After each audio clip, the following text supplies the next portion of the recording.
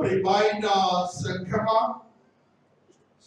దేవుని యొక్క బహున్నతమైన మహాకృపను బట్టి, ఆత్మదేవుని మహాశక్తిని బట్టి ఈ దిన ఉదయకాల పునరుత్థాన ఆరాధనలో పరిశుద్ధాత్మదేవుడు కొన్ని సత్యాలను మనకు తెలియచేస్తూ తద్రీతిగా మన ఆత్మీయతను బలపరుచుకుని అత్యంత పరిశుద్ధతలోనికి నడిపించే యోగ్యతను దయచేయడానికి ఆత్మదేవుడు మనతో ఉన్నందుకు ఆ దేవాది దేవునికి మనం ఎంతగా వందనస్తులమవుతున్నాం. తద్రీతిగా ఈ దినమున చదువుబడినటువంటి వాక్య భాగాన్ని మనము అనేక పర్యాయములు ఈ యొక్క వాక్య భాగాన్ని మన విశ్వాస జీవితంలో విని ఉంటాం, చదివి ఉంటాం. అంత మాత్రమే కాకుండా ఆ వ్యక్తుల యొక్క నామములు కూడా మన యొక్క దైనందిక జీవితంలో జీర్ణించుకొని ఆ నామముల గల వ్యక్తుల గురించి అనేకమైన ఆలోచనలతో మనము జీవిస్తూ ఉంటాం. ఆ వ్యక్తులు మరియా, మార్తా అనే వ్యక్తులుగా ఉంటున్నారు. వారికి ఒక సహోదరుడు కూడా ఉన్నాడు, లాజరు అని. ఈ ముగ్గురు వ్యక్తులు ఒక్క కుటుంబంలో నుంచి ఒక్క తల్లిదండ్రులకి జన్మించినటువంటి బిడ్డలుగా కూడా ఉంటున్నారు. ఈ ముగ్గురు వ్యక్తులు కూడాను ఒక కుటుంబంలో నుంచి వచ్చిన వారు. ఈ ముగ్గురు వ్యక్తులు కూడాను దేవుని ఎందు భయభక్తులు కలిగి జీవిస్తున్నటువంటి వ్యక్తులుగా ఉంటున్నారు. ఈ కుటుంబము మనకు తెలియచేస్తూ ఉన్నది, మన బిడ్డలను ఏ రీతిగా దేవుని కొరకు సిద్ధపరుస్తున్నామని ఈ కుటుంబం మనకి తెలియచేస్తున్నది. మన కుటుంబాల్లో దేవుని ఎరిగిన వారుగా ఉంటాం. అయితే దేవుని కొరకు సిద్ధపరచబడినటువంటి బిడ్డలను మనం తయారు చేయడానికి మనస్కరించిన మనకి ఈ లోకము వైపే చూస్తుంటుంది మన మనస్సు. లోకము వైపే మనం ధ్యానిస్తూ ఉంటాం. దేవుని కొరకు సిద్ధపరచాలని తల్లిదండ్రులకు ఉండదని ఈ కుటుంబంలో మనం చూసుకుంటున్నాం. మనం వాళ్ళు ఎంతో ధన్యులుగా చెప్పబడుతున్నారు. వాళ్ళు ముగ్గురు కూడా వాళ్ళ తల్లిదండ్రులు లాజరుని, మరియని, మార్తని దేవునికి ఆతిథ్యం ఇచ్చే కుటుంబాలుగా ఉంటున్నాయి. దేవునికి ఆతిథ్యం ఇవ్వటం మాత్రమే కాకుండా దేవుని కొరకు వెంపర్లాడే మనసు కలిగి వాక్యమును వినే మనస్తత్వం కలిగిన కుటుంబంగా కూడా ఉంటుంది. పాత నిబంధనలకు కూడా ఒక కుటుంబం ఉన్నది. యాకోబు అనే కుటుంబంలో మోషే, అహరోను, మిరియాం అనే ముగ్గురు వ్యక్తులు కన్నది ఆ స్త్రీ. ఆ స్త్రీ యొక్క గర్భఫలమైన ఆ ముగ్గురు బిడ్డలు కూడాను దేవుని కొరకు ఏర్పాటు చేయబడినటువంటి బిడ్డలుగా ఉంటున్నారు. ఆ ముగ్గురు కూడాను ఆ యొక్క బానిసత్వములో ఉన్న దినాల్లో కూడా, దేవుని ఎరుగనటువంటి కాలంలో కూడా ఆ తల్లిదండ్రులు ఇరువురు కూడాను వారిని దైవ భక్తిలో పెంచి దేవుని కొరకు సిద్ధపరచబడిన ముగ్గురు బిడ్డలుగా ఉంటున్నారు. ఒకరేమో ఇశ్రాయేలీయుల్ని నడిపించడానికి నాయకుడిగా మోషేని ఎన్నిక చేస్తున్నాడు దేవుడు. ఒకరినేమో ప్రధాన యాజకుడిగా లేవి వంశస్థుల నుంచి ఆయన పిలుచుకున్న వాడిగా ఉంటున్నాడు. ఒకరినేమో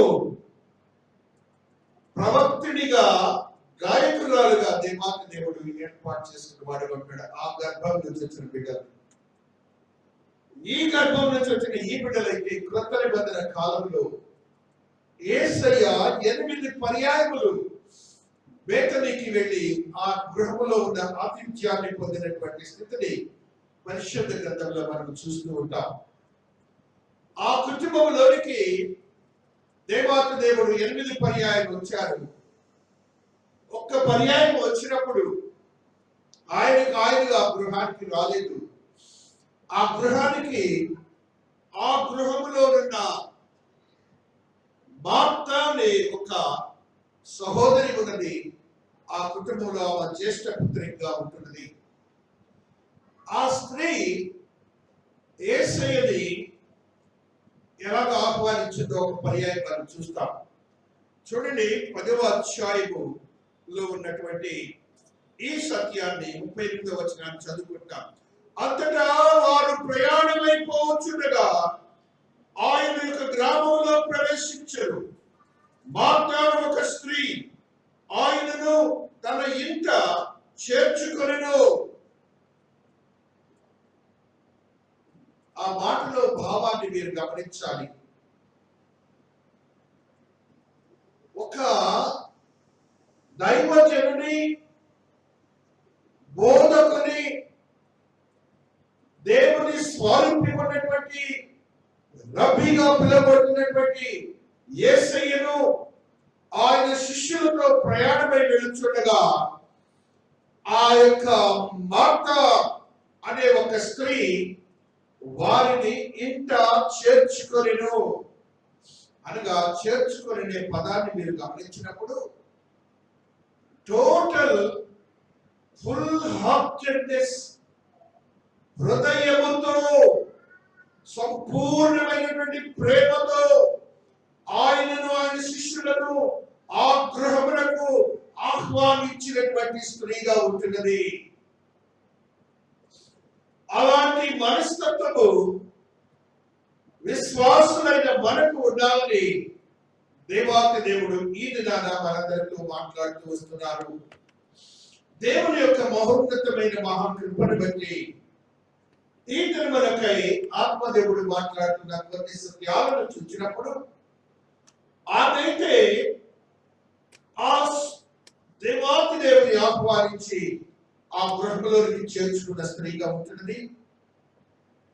ఆ శిష్యుల కొరకు, ఆయన కొరకు ఆతిథ్యం ఇవ్వటానికి ఆ స్త్రీ ఆ పని పాటల్లో ఉన్న స్త్రీగా ఉంటున్నది. అనగా దేవునికి ఆహారం పెట్టడానికి, దేవుని ఆహారాన్ని ఇచ్చి ఆ కుటుంబం ద్వారా ఆశీర్వాదాలు పొందటానికి ఆ స్త్రీ ఎంతగానో తొందరపడుతున్న స్త్రీగా ఉంటున్నది. అంత మాత్రమే కాకుండా 12 మంది శిష్యులతో సహా ఉన్న శిష్యులకు కూడాను ఆహారం పెట్టడానికి తొందర చేస్తున్న స్త్రీగా ఉంటున్నది. దేవాతి దేవుడు ఆ గృహంలోకి వచ్చారు. ఆ గృహంలో ఆయన ఆశీనుడయ్యారు. తన సహోదరి అయినటువంటి ఆ మరియా అనే సహోదరి ఏం చేస్తుందంటే, ఓ సహోదరి ఉండెను, ఆయన బోధ యేసయ్య వచ్చి ఆ గృహంలోకి వెళ్ళి చిట్ చాట్ చేస్తున్నాడా? ఆయన వచ్చిన పనిని నిర్వర్తిస్తున్నారు. ఆయన బోధించడం మొదలు పెట్టారు. ఆ బోధలో ఉన్న సత్యాలు గ్రహించడానికి తన సహోదరి అయినటువంటి మరియా ఆయన పాదముల యొద్ద ఉన్నదని సంగతిని పరిశుద్ధ గ్రంథంలో స్పెసిఫిక్ గా రాశారు. అనగా ఆయన ఆసీనుడై ఉన్నారు, ఆవిడ ఆయన పాదముల యొద్ద కూర్చొని నేలపై కూర్చున్నదని మనం గ్రహించాలి. అనగా ఆయనకు ఇవ్వవలసినటువంటి ప్రాధాన్యతను ఇచ్చినటువంటి విశ్వాసిగా ఉంటున్నది. ఆయన యొక్క పాదముల చెంత ఉండి యోగ్యతను సంపాదించుకున్న విశ్వాసిగా ఉంటున్నది. తనకు తానుగా దేవుని ఎదుట తగ్గించుకొని భయభక్తులు గల స్త్రీగా ఉంటున్నదని మనం గ్రహించాలి. మన విశ్వాస జీవితములు దేవుని సన్నిధికి వచ్చినప్పుడు మనము ఏ రీతిగా దేవుని పాదముల యొద్ద ఉన్నామా, దేవునితో సమానముగా ఆశీనులై ఆయనతో మనం సమానత్వాన్ని పొంది ఉన్నామని మీ మనస్సులు ఏ రీతిగా ప్రశ్నిస్తున్నాయో ఒక పర్యాయం గ్రహించాలి. దేవుడు చెప్తున్నాడు, ఆయన ఆకాశము మీద ఉంటే ఆయన భూమి మీద ఆయన పాదపీఠము ఉన్నదని అంటున్నాడు. అనగా భూమిపై ఉన్న మనము ఆయన పాదముల యొద్ద ఉన్న వారిగా ఉంటున్నామని గ్రహించాలి. నీ యొక్క నిజ జీవితంలో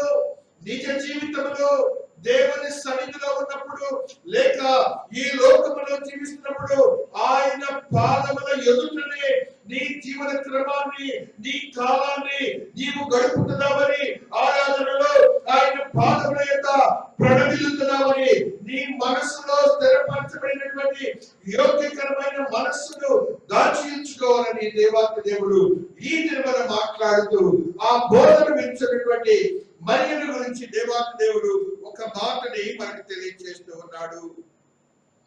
ఆయన అంటున్న మాటని ఈ రీతిగా మనం చదువుకుంటూ వస్తున్నాం. 41వ వచనము, విచారము కలిగి తొందరపడుచున్నావు, అవసరమైనది ఒకటే, మరియు ఉత్తమమైన దాన్ని ఏర్పరచుకొనెను, అది ఆమె ఎద్దరి నుండి తీసివేయబడదని ఆమెతో చెప్పెను. విశ్వాసులైనటువంటి మనము మన జీవన క్రమములో అనేకమైనవి ఉత్తమమైనవి ఉంటాయి. ఈ లోకంలో ద బెస్ట్ విల్ చూస్ అని మన నేచర్. కానీ దేవుడు మాట్లాడారు, ఒకటి ఉత్తమమైనది ఉన్నది అని అంటున్నారు. ఈ లోకము వైపు మాట్లాడుతున్నటువంటి స్త్రీని గురించి మాట్లాడి ఆయన యొక్క మనోగతాన్ని ఈ రీతిగా తెలియజేస్తున్నారు. నీ సహోదరి ఉత్తమమైనది ఎన్నిక చేసుకున్నది అని అంటున్నారు దేవాతి దేవుడు. అనగా ఆయన పాదముల యొద్ద కూర్చుండి భయభక్తులతో ఆయన బోధిస్తున్న వాక్యమును వినుచున్నది, ఇది ఉత్తమమైనది అని దేవుడు మాట్లాడుతున్నాడు. నీ జీవితంలో ఎప్పుడైనా కూడా నువ్వు సంఘంలో అడిగిపెట్టినా, ఎవరైనా వాక్యం చెప్పేటప్పుడు నీవు వింటున్నా, నీ మనసులో ఈ భావన ఎప్పుడైనా కలిగిందా అని దేవుడు మాట్లాడుతున్నాడు. దేవుని వాక్యము ఉత్తమమైనది, అవసరమైనది, అది నీ యొద్ద నుండి తీసివేయబడదు. అది నిన్ను ప్రతినిత్యము జీవముతో నింపుతుంది. అది నిన్ను ప్రతినిత్యము ఆత్మవశులను చేస్తుంది. దేవాతి దేవుని యొక్క శక్తిని నీలో ప్రసారం చేస్తున్న సంగతి నీకు తెలుసా? తెలిసి ఉంటే నీవు గమనంలో పెట్టుకుంటున్నావా లేదని దేవాతి దేవుడు మాట్లాడుతూ వస్తున్నారు. నీ యొక్క ఆత్మీయతను బలపరచుకోవడానికి వాక్యమును వినే మనస్తత్వమును, ఉత్తమమైన దానిని ఎన్నిక చేసుకునే మనస్తత్వమును నీ విశ్వాస జీవితంలో ఎప్పుడైనా స్థిరపరచుకొని దానికి ప్రాధాన్యత ఇస్తున్నావా లేదా అని God is speaking us today and questioning us today categorically. A pertinent question had been put by Jesus today. యేసయ్య మనతో మాట్లాడుతున్నారు. వాక్యము వినుట, ఆయన పాదముల యొద్ద వినుట ఉత్తమమైనది, the best of the best. ఇది ఎవరు చెప్పడం లేదు, ప్రవక్తలు కూడా చెప్పలేదు, మనుష్యులు కూడా చెప్పలేదు, దేవుడే స్వయంగా చెప్తున్నాడు. అనగా దేవాలయంలో ఉన్నటువంటి దేవుని పాదముల యొద్ద పరిశుద్ధాత్మ దేవుడు సంచరించుతున్న ప్రదేశంలో, పరిశుద్ధాత్మ శక్తిని నిలిపినటువంటి ప్రదేశంలో ఆయన పాదపీఠం యొద్ద ఉన్నామనియు, ఆయన వాక్యము ఉత్తమమైనదనియు, అందులో ఉన్నది ఒక శక్తివంతమైన కార్యము జరిగించినదియు, అది నీ యొద్ద నుండి తీసివేయబడదు అని నీవు ఎప్పుడైనా గ్రహించావా? తీసివేయబడదు అని అంటే నిన్ను శక్తివంతుడు చేస్తుంది, నిన్ను ఆత్మీయంగా బలపరుస్తుంది. ఆ వాక్యమే నీలో ఉండి ఒక శక్తిని ప్రసారం చేస్తుంది. ఆ వాక్యము విన్నప్పుడు నీ ఆత్మీయ చెవులు ఉన్నాయి చూశారు, అవి నిన్ను శుద్ధుని చేసుకుంటూ పోతాయి, నిన్ను పవిత్రుని చేసుకుంటూ పోతాయి. నీలో ఆయన స్వారూప్యాన్ని తీసుకొని వస్తుంది. జాన్లో మనం చదువుతాం, యోహాను సువార్త 1వ అధ్యాయంలో ఆత్మదేవుడు మాట్లాడుతున్న మాటని ఈ రీతిగా చదువుకుంటూ వస్తున్నాం.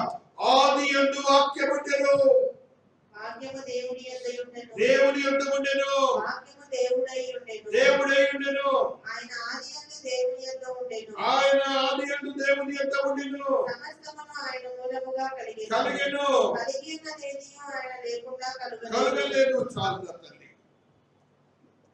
ఆ వాక్యంలో ఉన్న మర్మయుక్తమైన సత్యాన్ని మీరు గ్రహించండి. ఏ వాక్యమైతే దేవుని యొద్ద ఉన్నదో ఆ వాక్యాన్ని పరిశుద్ధ గ్రంథంలో లిఖించి నీకు నీ బోధకుడి చేత బోధింపబడుతున్నది. It is not the word had been come from the mouth of the human beings. ఆ యొక్క శక్తివంతమైన దేవుడు ఎవరైతే ఉన్నారో ఆయన వద్ద ఉన్న వాక్యము, ఆ వాక్యము నీకు బోధింపబడుతున్నదని నీవు ఎప్పుడైనా గ్రహించావా? It has been brought from the heavens and it is put into your heart and mind and soul. దాని గురించి మాట్లాడుతూ ఆయన ఎన్ని సత్యాలు చెప్తున్నారంటే, దేవుని యొద్ద ఉండెను, దేవుడై ఉండెను, ఆయన ఆది యందు ఉండెను, సమస్తమును ఆ వాక్యము మూలముగా కలిగెను. అది నీకు బోధించబడుతుంది. ఆ వాక్యము, ఆ వాక్యములో ఉన్న సత్యమును ఎప్పుడైనా ఎరిగి ఉన్నావా? పాస్టర్ సరి చెప్పలేదు, పాస్టర్ బాగా చెప్పారని, కానీ అందులో ఎంత మర్మయుక్తమైన ఆత్మీయ బోధ ఉన్నది అనే ఏ వాక్యంలోనైనా ఉన్నదని నువ్వు గ్రహించి ఉంటే నీలో దేవుని స్వారూప్యము బయలుదేరుతుంది. ఆయన యొక్క శక్తివంతమైన స్థితిగతులు బయలుదేరుతాయి. నీ మాటలో శక్తి బయలుదేరుతుంది, నీ చూపులో శక్తి బయలుదేరుతుంది. నీ భవిష్యత్తు నీకు దేవుడు తెలియజేసి ఒక నూతనమైన అనుభవాన్ని తెలియజేసి ఆత్మ కార్యములు జరిగిస్తూ వస్తారు. దేవుడికి ఒకసారి స్తోత్రాలు చెప్పండి. హల్లెలూయా. ఆ రీతిగా వాక్యము వింటున్నటువంటి స్త్రీని గురించి దేవుడు మాట్లాడాడు. ఆవిడ కూర్చున్నటువంటి పాదముల గురించి ఒక్కసారి మనం చూస్తూ వస్తున్నాం. ఆయన పాదములు ఎలాంటివి? ప్రకటనకారుడు ఒక మాట తెలియజేస్తున్నాడు. 1వ అధ్యాయములో 15వ వచనాన్ని మనం చదువుతున్నప్పుడు ఆయన పాదముల గురించి స్వయాన యోహాను భక్తుడు చూచి దర్శించి ఆయన వ్రాసినటువంటి మాటలను మనం చూస్తూ వస్తున్నాం. 15వ వచనము, ఆయన పాదములు కొలిమిలో పుటము వేయబడి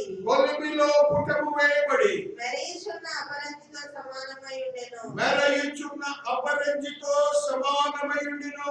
ఆయన కంఠస్వరము విస్తార జల ప్రవాహముల ధ్వని వలె ఉండెను. ఆయన పాదముల గురించి భక్తుడైనటువంటి యోహాను పద్మస్ ద్వీపములో 90 ఏళ్ల ప్రాయమప్పుడు మండు టెండలు తన శరీరమును వదిలిపెట్టి, తను బందీగా ఉన్నటువంటి శరీరమును వదిలిపెట్టి తను ఆత్మతో దేవాది దేవుని సన్నిధికి వెళ్ళి అక్కడ ఆత్మతో ఆయన చూసినటువంటి దేవుని పాదములు నీకు నాకు తెలియజేస్తున్నాడు. ఇది ఒక సాక్ష్యం అని మీరు గ్రహించండి. It is the testimony of the John which had been witnessed in the heavens. ఎలాంటి పాదములు చెప్తున్నాడు చూడండి. ఆయన చెప్తున్నటువంటి పాదములు, ఆయన పాదములు కొలిమిలో పుటము వేయబడిన మెరయుచున్న అపరంజితో సమానమై ఉండెను. కొలిమి అంటే మీ అందరికి తెలుసు, పట్టణాల్లో ఉండేవాళ్ళకి తెలియదు, గ్రామాల్లో ఉండేవాళ్ళకి తెలుస్తుంది. కొలిమిలో దాన్ని ఇంగ్లీష్ లో ఫర్నెస్ అనుకుందాం. ఆ నిప్పులు ఎలా ఉంటాయంటే ఒక బంగారాన్ని పుటము వేసినప్పుడు దాని మీద పెట్టినప్పుడు దానికి ఉన్నటువంటి వన్నె నూరంతా పెరిగిపోతుంది. అంటే మెరుగుచున్నటువంటి అపరంజి అంటే గోల్డ్, బంగారము, 24 క్యారెట్స్ గోల్డ్ అనే అర్థం. అనగా ఆ యొక్క పాదములు మెరయించు, నీవు బంగారము మెరయించిన బంగారం చూసి ఎంత ఆనందిస్తావో, ఆ యొక్క కంసాలి యొద్దకు వెళ్ళినప్పుడు ఆ ఆయన నీ పాత బంగారాన్ని మెరయ చేసినప్పుడు దానిని చూచి నువ్వు ఆనందించి నీ చెవులకి ముక్కుకి గొంతుకి తగిలించుకుంటావు, అప్పుడు నీ ఆనందం ఎలా ఉంటుందో ఆయన పాదములు చూసినప్పుడు అంతటి ఆనందం ఉంటుందని నువ్వు గ్రహించాలి. దేవునికి ఒక్కసారి స్తోత్రాలు చెప్పండి. ఈ దేవుని యొక్క పాదములు ఎల్ల వేళలా మెరియుచున్న పాదములు వలె ఉంటాయి. బంగారముతో పోర్చబడినటువంటి వర్ణ కలిగి మెరియించు నీకు ఆహ్లాదము కలిగి చేసే పాదములుగా ఉంటాయి. ఒక్కొక్కరి పాదాలు చూస్తుంటే చెప్పడానికి పని లేదు, అంతా సరిగ్గా ఉంటాయి. ఎందుకు దేవుని పాదాల గురించి అలాగే చెప్తున్నాడు? మన పాదాలు ఎదుర్కొంటాం శుభ్రంగా. వై? బికాస్ మనకున్నటువంటి శరీర సౌష్ఠవంలో ఉన్నటువంటి ఏది మంచిదో ఏది మనిషిలో చూస్తారో దానికే ప్రాధాన్యత ఇస్తాం. కానీ మనకున్నటువంటి పాదాలకి ప్రాధాన్యత ఇవ్వం. అదే నిన్ను ప్రపంచవంతా నడిపించేది, అదే నీ జీవితాన్ని నడిపేది, అదే నీ పాదమే నిన్ను ఆశ్చర్యకరంగా మార్చేది, నువ్వు వెళ్ళటానికి ఇచ్చేది, నువ్వు చేయటానికి ఇచ్చేది. నీ జీవితానికి నువ్వు లేకపోతే నువ్వు ఎలా ఉంటావో నువ్వు ఒక పర్యాయం ఊహించుకో. ఒక్కసారి ఆలోచించండి. పాదములే లేవనుకోండి, ఎలా ఉంటుందో ఆలోచించండి. దానికి ప్రాధాన్యత ఇవ్వం. ఎందుకు? పనికిరాని మొహానికి మాత్రం ప్రాధాన్యత ఇస్తాం. ఇప్పుడైతే మంచి ప్రాధాన్యత ఇస్తున్నాం. ముక్కులకి ఎందుకు కడుతున్నారేంటి? మూర్తి కొట్టులా? So that God is speaking us today. దేవుని అవయవాలు ఉన్నటువంటి మన అవయవాలకు మనం ఎలా ప్రాధాన్యత ఇవ్వమో, అయితే ఆయన పాదముల గురించి ఆయన మనకు తెలియజేస్తూ ఆయన పాదములు ఎలా ఉంటాయో మనకు తెలుసు. మనం ప్రార్థన చేసేటప్పుడు ఏం చెప్తాం? దేవాని పాద సన్నిధిలో చేరి ప్రార్థిస్తున్నాం అనగా దేవుని పాద సన్నిధిలో ఒక ఆత్మీయతతో కూడిన ఆనందం ఉన్నదని నీవు గ్రహించి ప్రార్థనలోనికి వెళ్ళాలి. You just memorise the strength of the feet of God and just go to prayer every time. That which God is speaking us today. ఆ రీతిగా నీ ప్రార్థనలోకి వెళ్ళాలని దేవుడు మనకు తెలియజేస్తున్నాడు. ఆ యొక్క దేవాతి దేవుని యొక్క భక్తుడైనటువంటి ఆ దావీదు భక్తుడు ఆయన పాదముల గురించి ఒక మాటను తెలియజేస్తున్నాడు. 99వ కీర్తనలో 5వ వచనములో ఆయన మాట్లాడుతున్న మాటని ఏ రీతిగా చదువుకుంటూ వస్తున్నాడు. మన దేవుడైన యెహోవాను ఘనపరచుడి, ఆయన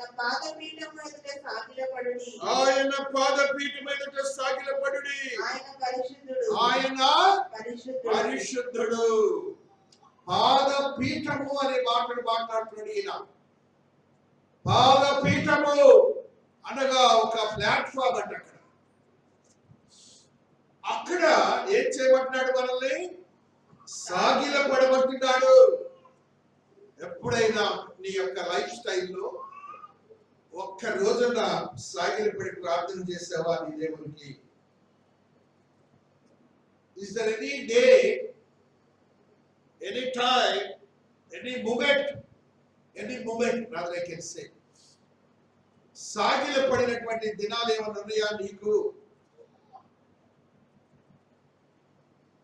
కష్టం. ఈ మధ్యకాలంలో ఒక 10 రోజుల క్రితం ఒక 80 years old లేడీ చర్చి లోపలికి మెట్ల దగ్గరికి వచ్చేసింది. నేను ప్రార్థన చేసుకుంటాను, చర్చిలోకి వెళ్ళింది. ఎవరో తెలియదు, మన సంఘం కాదు. అమ్మా మీరు మెట్లు ఎక్కలేకపోతే ప్రేయర్ హాల్ ఉంది, మీరు ప్రేయర్ చేసుకోండి అని చెప్పాను. Prayer hall met for that, దాన్ని అందుకే నేను కట్టింది. దాన్ని పోయేవాళ్ళు ఎవరైనా ఏ సమయంలో నుంచి ప్రేయర్ చేసుకోవడానికి అక్కడ పుల్పిట్లో పెట్టింది కారణం. ఆ స్త్రీ ప్రార్థన ఎలా చేసుకుందో తెలుసా? 80 years చెప్తున్నాను. సాగిలపడి కన్నీరు విడుస్తూ ½ an hour ప్రార్థన చేసింది. నేను చూశాను. దేవునికి ఒకసారి స్తోత్రాలు. ప్రార్థన చేయాలని ఆలోచన రావడం ఒక వంతు, ప్రేయర్ హాల్ కి వచ్చి ప్రేయర్ చేసుకుని దేవుని సన్నిధిలో ప్రేయర్ చేయటం అనేది ఒక మనస్సు, అక్కడికి వచ్చి సాగిలిపడి ప్రార్థన చేయడం అనేది ఒక మనసు. ఆశీర్వాదవా దేవుడు వినడా అని ప్రార్థన విన్నాడు అని అన్నాడని మీరు ఒకసారి ప్రార్థన చేతులు చెప్తారు. హల్లెలూయా. దావీదు భక్తుడు అలానే చేశాడు. దావీదు భక్తుడి ప్రార్థన ఎలా ఉంటుందంటే, ఆయన రాత్రి జామున దేవుడు దూరపరిచిన సమయంలో కన్నీరు విడిచి ప్రార్థన చేయించుండగా ఆయన యొక్క పక్క ఆ పరుపు ఆ కన్నీటి నీళ్ళతో తేలిపోతుంది. ఇక్కడ దుఃఖముతో కన్నీరులో ఒక కాలువలాగా ఆయన కన్నీరు కాలుస్తూ ఆయన ప్రార్థన చేస్తుండగా ఆయన యొక్క పరుపు తేలుతున్నట్లుగా పరిశుద్ధ గ్రంథంలో రాశారు. కన్నీరు విడిచి ప్రార్థన చేసేవా దేవుని సన్నిధిలో దేవుడు మాట్లాడుతున్నాడు. ఆయన పాద సన్నిధిలో నీ ప్రార్థన చేయటం ఎలా ఉన్నదని దేవుడు మాట్లాడుతూ వస్తున్నాడు. మరి ఒకటి 5వ అధ్యాయం 35వ వచనం మత్తయి సువార్తలో ఒక సత్యాన్ని చదువుకుంటూ వస్తున్నాం.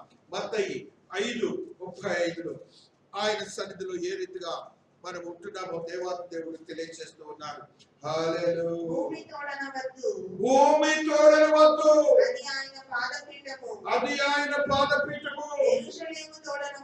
యెరూషలేము తోడనవద్దు, అది మహారాజు పట్టణము. మనం అందరం కూడా ఇప్పుడు పిల్లలు అంటలేదు కానీ మా అమ్మ తోడు మా నాన్న తోడు నీ తోడు అని చిన్నప్పుడు విష్ టు స్పీక్, మరి ఇప్పుడు అంటున్నారు మాకు తెలియదు. అనగా ప్రియమైన వారిని గురించి మనకి చెప్పి ఏదైనా శాపం వస్తే వారి మీదకి వస్తుంది కాబట్టి నేను కరెక్ట్ అని చెప్పడానికి అలా చెప్తారు. కానీ దేవుడు ఇప్పుడు మనతో మాట్లాడుతున్నాడు.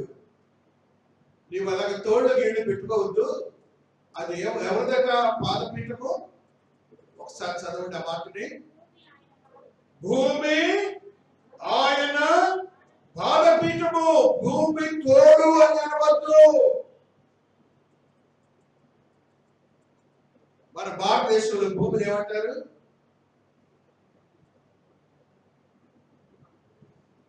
భూమి కూడా ఒక దేవత. గ్రంథం ఏం చెప్తుంది? ఆయన పాదములు పెట్టుకునే స్థలం అని చెప్తుంది. సృష్టికర్త అయిన దేవుడికి ఆయనకు ఈ యొక్క భూమి పాదములుగా పెట్టుకుని ఆయన లైఫ్ ని గడుపుతూ ఉంటారు. దేవుడికి ఒకసారి స్తోత్రాలు చెప్పండి. హల్లెలూయా. 28:9వ వచనము మత్తయిలో ఒక మాట చదువుకుంటాం. 28:9. యేసు వారిని ఎదుర్కొని నీకు శుభమని చెప్పెను.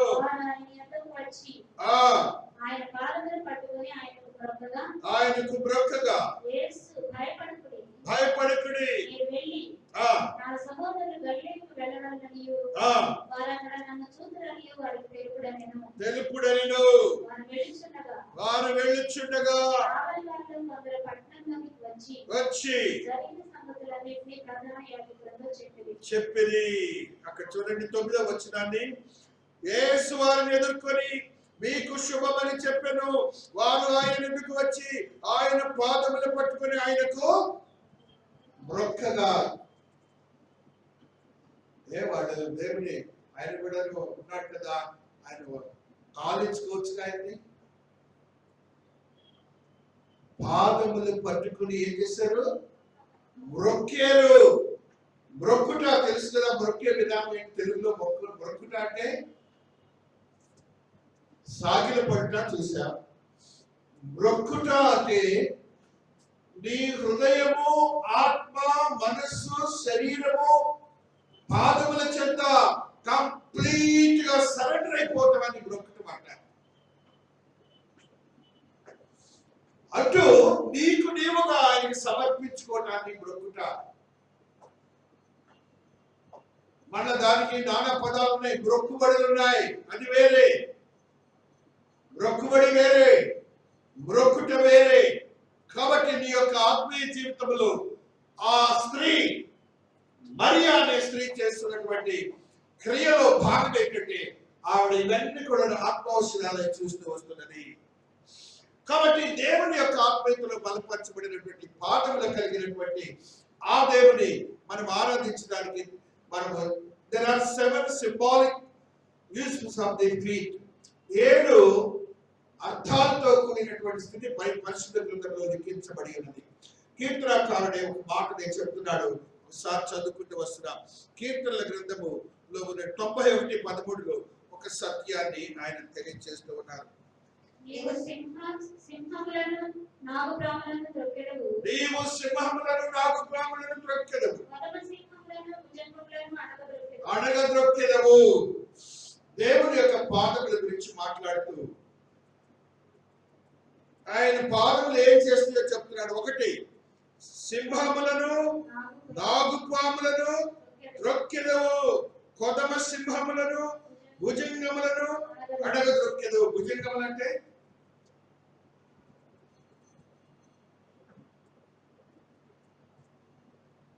తెలుగు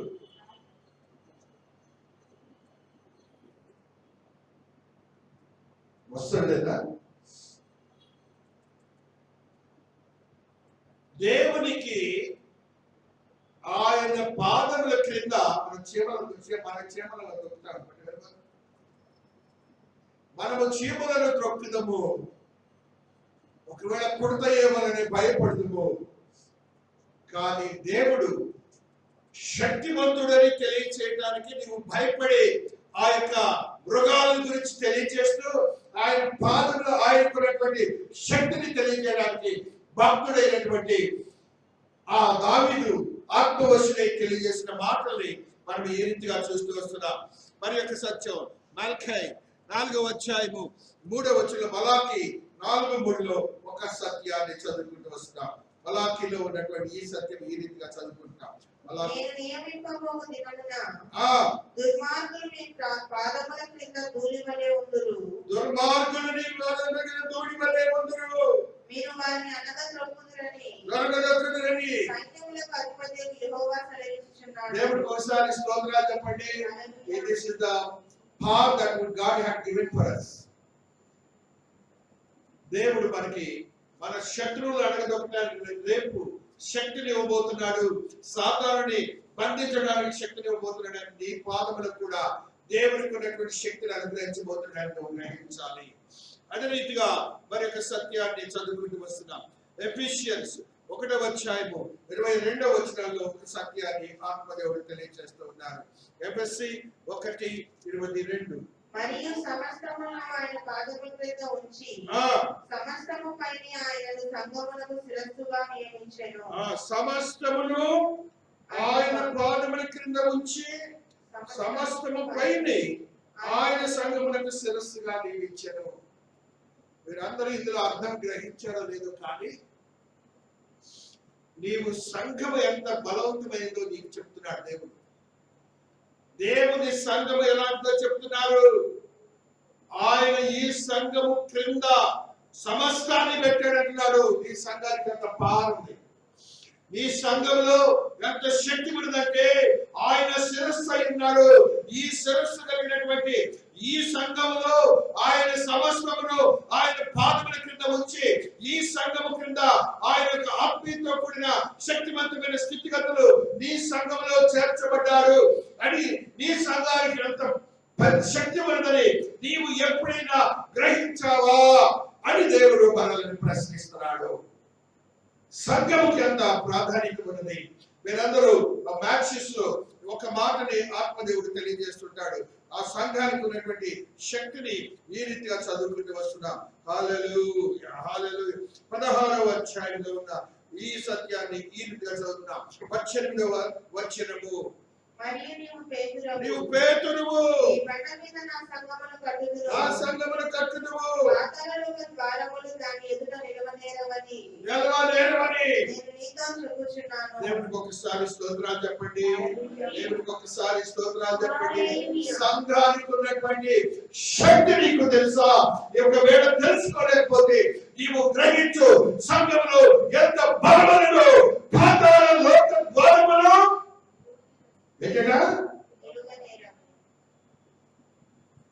నరకము కూడా భయపడుతుందండి ఈ సంఘాన్ని చూసి. దేవునికి స్తోత్రం. ఎందుకంటే నా దేవుని పాదములు ఈ సంఘం కింద తొక్కబడే స్థితిలో ఉన్నాయి. ఆయన శిరస్సు అయి ఉన్నాడు. ఆయన పాదముల కింద సర్వము ఉంచబడి ఉన్నదని చెప్తున్నాడు. అంత గొప్ప స్థితి దైవజనుడైనటువంటి దైవజనుడు చెప్పిన వాక్యము ద్వారా నీవు గ్రహించి స్థిరపరచబడిన ఆత్మీయతలో బలపరచబడుతున్నావా అని దేవుడు ఈ దినమున నన్ను నిన్ను అడుగుచూ వస్తున్నారు. విజయం ఉన్నది నీకు, నీ సంఘము ద్వారా విజయం ఉన్నదని పాదముల గురించి మాట్లాడుతూ చెప్తున్నాడు. రెండవది మనం స్పష్టత. దేవాది దేవుడు మాట్లాడుతున్న కీర్తనాకారుడు 18వ అధ్యాయము 33వ వచనములో ఆయన మాట్లాడుతున్న మాటలు ఈ రీతిగా చదువుకుంటాం. 18:33 హల్లెలూయా. ఆయన నా కాళ్ళు చిక్కమాడవలె చేయుచున్నాడు. ఎత్తైన స్థలం మీద నీ దేవుడు నీ పాదములను ఎలాగ చేస్తానంటున్నాడంటే, నీవు ఎప్పుడైతే ఆత్మీయతలో, విశ్వాసతలో, నీతిలో, వాక్యములో భద్రపరచబడిన వాడిగా ఉంటున్నావు, మేలైనది నీవు నీ యొక్క జీవితంలో ఏర్పాటు చేసుకున్నావు, అప్పుడు దీన్ని ఏమంటున్నాడు? కాళ్ళను చిక్క కాళ్ళ వలె ఎత్తైన స్థలముల మీద నన్ను నిలుపుచున్నాడు. దేవుడికి ఒకసారి స్తోత్రాలు చెప్పాలి. మేలైనది, ఉత్తమమైనది ఎన్నిక చేసుకున్నప్పుడు నిన్ను ఏ రీతిగా నిన్ను నిలబెడతాడో దేవుడు తెలియజేస్తాడు. నిన్ను నిలబెట్టినటువంటి ప్రదేశములు కూడాను ఊహించినటువంటివి, ఎత్తైన స్థలములలో నీవు ఊహించినటువంటి ప్రదేశంలో నీవు ఉండబోతున్నావు అని దేవుడు నీకు ముందుగా ఇట్టి జ్ఞానాన్ని దయచేస్తున్నాడని నువ్వు గ్రహించబోతున్నావు. మరి యొక్క మాటని ఆత్మదేవుడి స్పష్టతతో కూడినటువంటి మాట నీతో మాట్లాడుతూ వస్తున్నాడు. చిక్క అంటే మీరందరూ చూశారో లేదు కానీ పుస్తకాలు చదివింటారంతే. ఆ దాని యొక్క పరుగు ఎలాగుంటుందంటే, సింహాలు కాదు, పులులు కాదు, ఏమి కూడా వెంటాడాలి. చూస్తుండగానే చెక్కెళ్ళిపోతుంది. చూస్తుండగానే ఒక జింక కాళ్ళు, యోబు గ్రంథం అనుకుంటా, యోబుకి ఒక ఆలోచన వస్తుంది. ఆలోచన ఏంటంటే, అది ఈనే సమయం నీకు తెలుసా అనే మాటని ఆయన రాస్తాడు యోబు భక్తుడు. అది దేవుడికి ఒక్కడికే తెలుస్తుందట. అది ఈనే ప్రదేశాన్ని ఈనుకంటే డెలివరీ అయ్యేవనే మాటను మీరు గుర్తించాలి.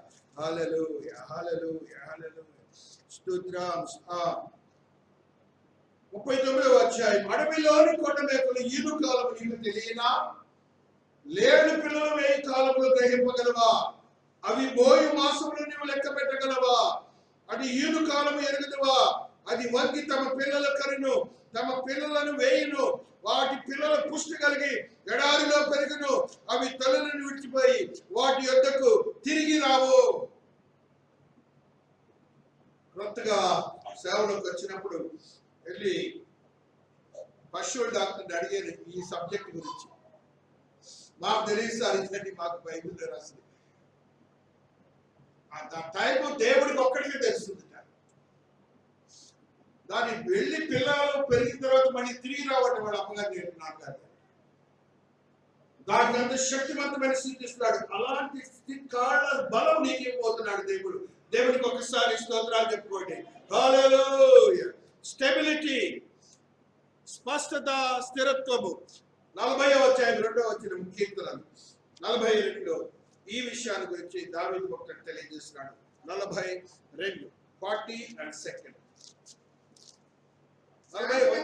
గుడ్డలో నుండి జిగటగల దొంగ ఊపిలో నుండి ఆయన నన్ను పైకెత్తును. నా పాదములు బండ మీద నిలిపి నా అడుగులు స్థిరపరచెను. మన అడుగులు ఎటువంటి పోతుంటే మనందరికి తెలుసు.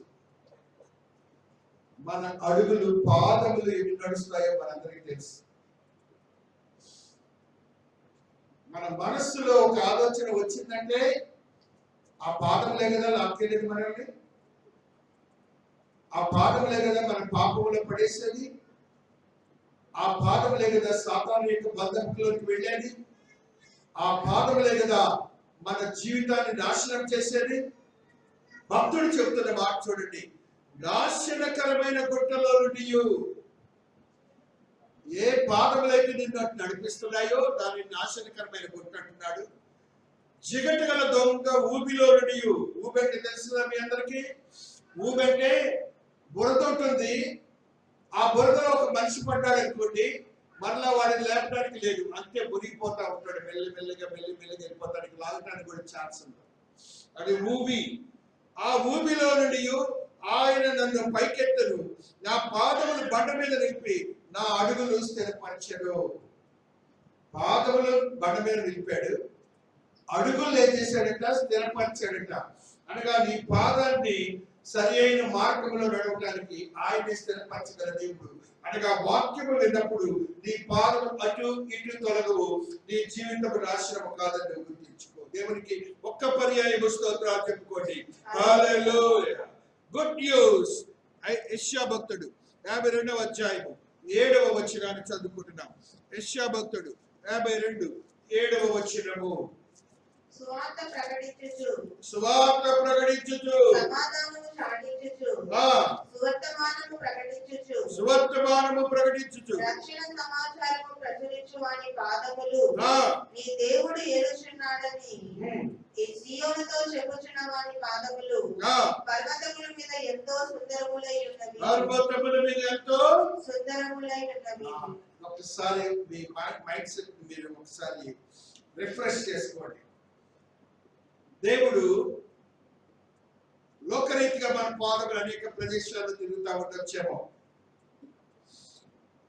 ఆయన చెప్తున్నటువంటి సువార్త ప్రకటించుచు, సమాధానము చాటించుచు, సువర్తమానము ప్రకటించుచు, రక్షణ సమాచారము ప్రచురించి వారి పాదములు నీ దేవుడు ఏలుచున్నాడని సీయోనుతో చెప్పుచున్న వారి పాదములు పర్వతముల మీద ఎంతో సుందరములై ఉన్నవి. ఎప్పుడైనా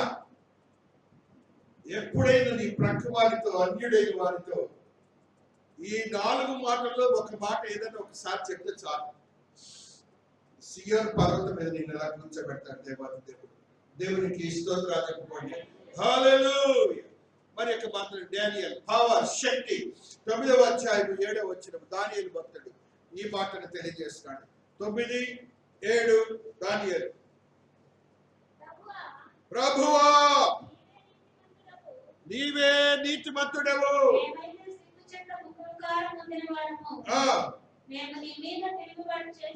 తిరుగుబాటు చేసితివి,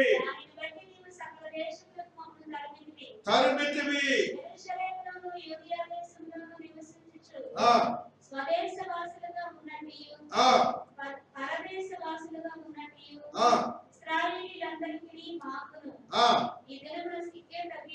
సిగ్గే ప్రభువా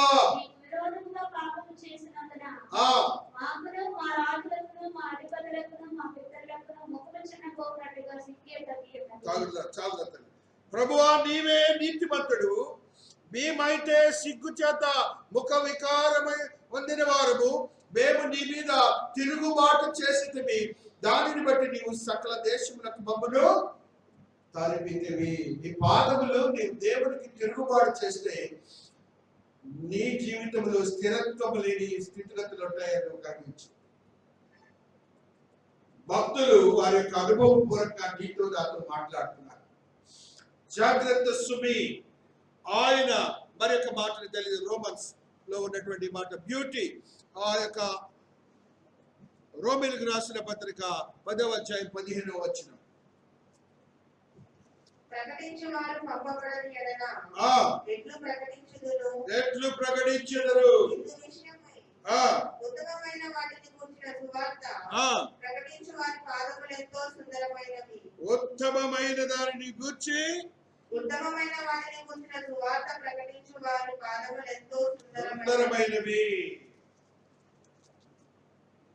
సువార్త ప్రకటన అనగా దేవునితో సమానమైన పాదములు కలిగి ఉంటారన్న భావాన్ని కలిగి ఉండండి. దేవుడు మనకి ఆయన స్వరూపాన్ని ఇస్తున్నారన్న సంగతి మీరు గ్రహించండి. రోమా 16:20లో మరి ఒక సత్యాన్ని చదువుతాం. రోమీయులకు రాసిన పత్రిక 16. సమాధానకర్తయగు దేవుడు సాతానును మీ కాళ్ళ క్రింద శీఘ్రముగా చితక త్రొక్కించును. ప్రభువైన యేసుక్రీస్తు కృప మీకు తోడై ఉండును గాక. దేవుడు నీకు ఇచ్చిన పవర్ చూడండి. నువ్వు ఆయన వాక్యాన్ని విన్నప్పుడు ఇప్పుడు చదవబడిన 7 వచనాల్లో ఉన్న ఆత్మీయ స్థితి అంతా నీకు అనుభవిస్తావు. అంత మాత్రమే కాకుండా సాతానుని చితక త్రొక్కే యోగ్యత నీ పాదములకి ఇవ్వబోతున్నాడు దేవుడు. దేవునికి ఒకసారి స్తోత్రాలు చెప్పుకుంటున్నాం. హల్లెలూయా.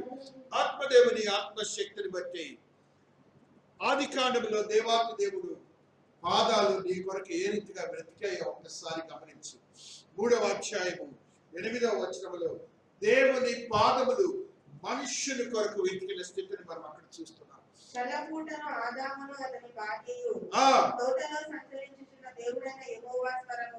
తోటలో సంచరించుతున్న దేవుడైన యెహోవా స్వరము విని దేవుడైన యెహోవా ఎదురుకు రాకుండా తోట చెట్ల మధ్యలో దాగుకొనగా దేవుని పాదములు నీ కొరకు సంచరించే పాదములుగా ఉంటున్నాయి. నీవు పాపము చేసినట్లయితే మొట్టమొదటి మానవుల వలె నీవు దాక్కుంటావు. ఆయన ఎదుటికి రాలేవు. నీ యొక్క పాపము అక్కడ బయటపడుతుందని నీవు సిగ్గుపడ్డావు. కాబట్టి పాపం అనే స్థితి నుంచి నువ్వు బయటికి రావాలి. అప్పుడు ఆయన పాదములు సంచరిస్తూ నీ యొద్దకు వచ్చి నీతో సంభాషించే స్థితిని దేవుడు అనుగ్రహించబోతున్నాడని నీవు గ్రహించబద్దుడు అవుతున్నావు. దేవునికి ఒక పర్యాయం స్తోత్రాలు చెప్పుకుంటున్నాం. హల్లెలూయా, హల్లెలూయా. దేవుని యొక్క మహోన్నతమైన మహాకృపను బట్టి ఆత్మదేవుని ఆత్మీయ స్థితిని బట్టి ద్వితీయోపదేశకాండము 6వ అధ్యాయము 9వ వచనములో ఆత్మదేవుడు మాట్లాడుతున్న ఒక సత్యాన్ని చదువుకుంటున్నా. 6వ అధ్యాయము 19వ వచనము. యెహోవా చెప్పిన ప్రకారము నీవు ప్రవేశించి దాని స్వాధీనపరచుకొనుటకును నీవు యెహోవా దృష్టికి యథార్థమైనదియు ఉత్తమమైనదియు చేయవలెను. నీవు చేయవలసిన పని ఏంటిట? ఉత్తమమైనది, యథార్థమైనది. ఇప్పుడు ఆ మరియ ఏది ఎందుకు చేసుకుంది?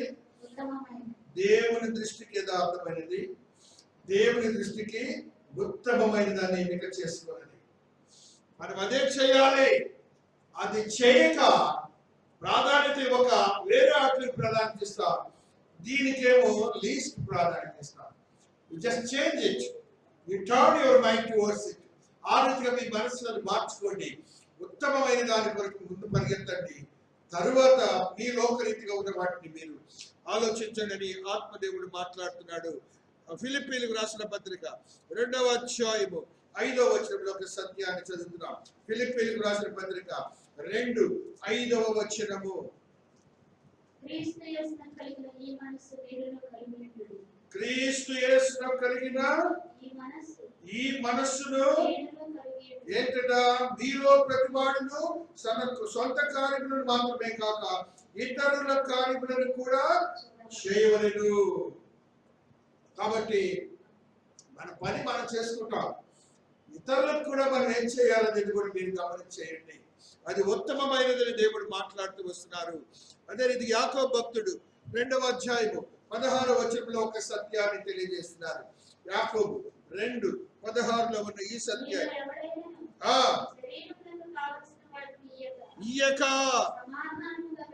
సమాధానముగా ఉండుడి, చలి కాచుకొనుడి. ఏమి ప్రయోజనము? విశ్వాసము క్రియలు లేనిదైతే అది ఒంటిగా ఉండి వృత్తమైనది. యూదా 3వ వచనము, యూదా పత్రిక 3వ వచనంలో ఈ సత్యము లిఖించబడి ఉన్నది. హల్లెలూయా.